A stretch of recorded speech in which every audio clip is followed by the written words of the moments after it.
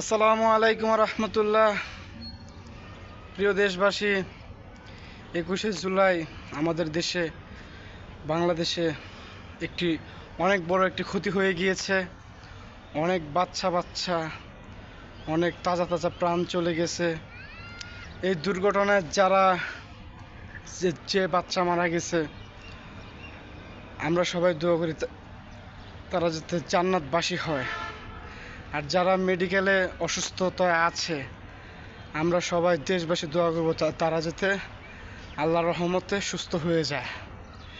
আর যে বাবা তার সন্তান হারিয়েছে, যে মা তার সন্তান হারিয়েছে, আমরা বাংলাদেশের মানুষ আমরা সবাই শোক প্রকাশ করছি।